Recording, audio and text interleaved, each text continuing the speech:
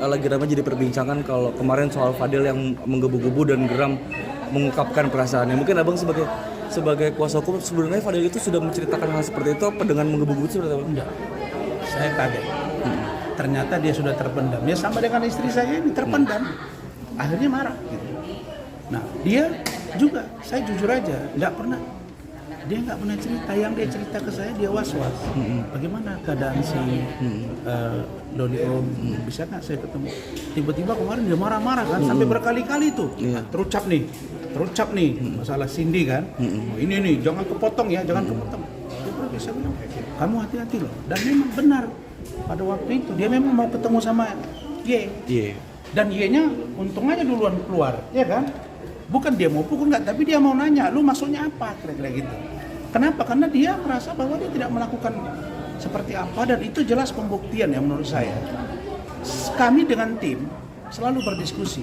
Rahmat juga ngomong ke saya, Pak, saya nggak lihat ya ada tanda-tanda dari Fadil ini kayaknya melakukan itu gitu.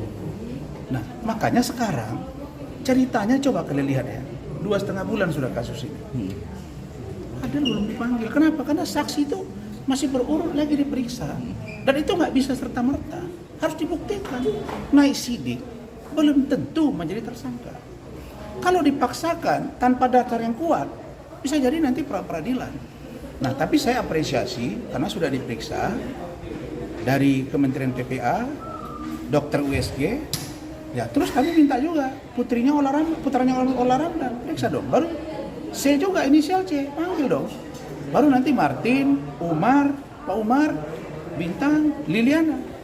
Terus yang di UK, ya udah kita proses ulang gitu. Kalau siang itu konteksnya apa Bang? Itu kan terjadi siang anaknya Olaramdan. Kan pertanyaannya. Itu kan ke mereka itu tahun 2022. Ini konteksnya konteks apa? Konteks tidak perawan atau konteks aborsi atau? Lu ngomong sendiri. Ya enggak, konteksnya apa Bang? Konteksnya sekarang anak ini kan di bawah umur, ya kan? LM di bawah umur, oke?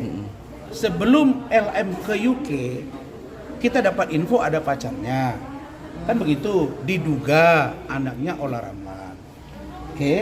Setelah di UK, dia ada pacar berinisial A, dan itu diakui dan disaksikan oleh Mama E, alias Ibu JR. Ketika di UK, menjelang balik ke Indonesia, dia LDR pacaran dengan Fadel. Dan dia pulang ke Indonesia. Nah, saat yang bersamaan, muncul NM, ngoceh-ngoceh di media. Dia bilang bahwa LM itu hamil, terus aborsi. Dilaporkanlah Fadel. Lah Fadel kaget. Kalau orang sudah aborsi, berarti pernah hamil. Kalau orang hamil, berarti ada yang menghamili. Pertanyaannya yang ngambilin siapa? Kan ada 3 laki-laki dalam hidup dia, oke. Maret, April, Mei, kan kira-kira begitu. Ya, tunggu dulu, Maret, April, Mei. Tapi info, kami ingin tahu. Kalau ada anak ada anak yang hamil, perempuan hamil, kemudian aborsi, artinya gadis apa enggak? Kan enggak, berarti udah enggak gadis lagi. Nah, kita ingin tahu bahwa LM ini tidak gadis sejak kapan? Apakah sebelum ke UK, waktu di UK, atau setelah balik ke Indonesia dari UK? Itu loh, ini logika hukum. Tapi sama dokter itu gimana Bang? Yang sama dokter abang yang mereka USG? Dokter itu mencek kehamilan negatif hasilnya. Maaf, diperiksa USG, hasilnya negatif. Negatif dari hamil. Bulan? September. Nah, kalau dikatakan Maret, April, Mei, Juni, Agustus, berarti kalau dia hamil, mohon maaf, sperma siapa? Kalau dia aborsi, siapa yang melakukan? Anak siapa? Kalau sudah keluar dari rahim, bagaimana membuktikan itu miliknya si Fadel? Dan di sini, dia nggak 24 jam dengan Fadel, dia punya apartemen sendiri. Oke, Maret, April, Mei, tinggal di tempat Liliana, misalnya. Bagaimana dengan pendataan itu? Kan perlu di cross check. Baru pertanyaan saya paling besar adalah NM melaporkan kami tim hukum dan Fadel katanya kami buka data pribadi, walaupun itu belum berlaku.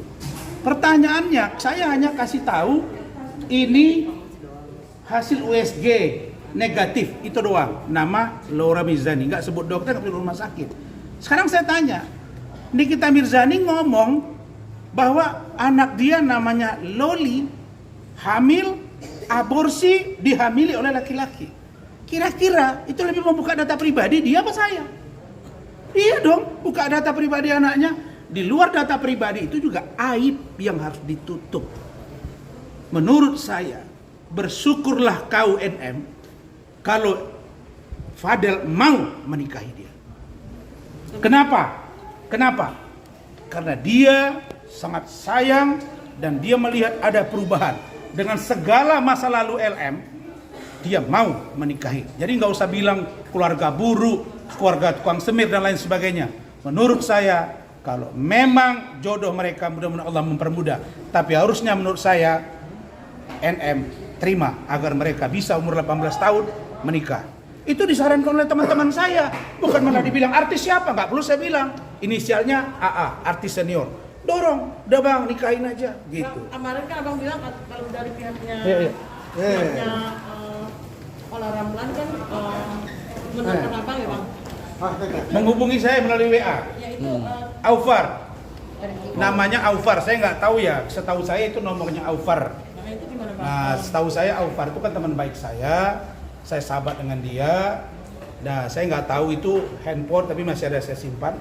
Yang menyebut bang ini kok anak saya dibawa-bawa gitu. Saya nggak jawab panjang, saya kirim aja berita bahwa ini ada pemberitaan begini, udah habis itu nggak ada lagi tindak lanjutnya. Kita nggak mau merendahkan Ola, enggak lah, Ola itu kan sekarang berhijab, dia baik. Cuma pernah punya hubungan diduga dengan LM. Ya kita harus tahu dong, menyangkut orang kan, menyangkut masalah Fadel. Sebagai kuasa hukum dari Fadel, kami punya kewajiban untuk membela hak-hak yang memungkinkan dia untuk dibantu. Tapi kita tidak membenarkan kesalahan dia. Oke, cukup ya. Bang, sekarang soal Hotman, Bang. Soal apa yang dilakukan oleh Bang Hotman.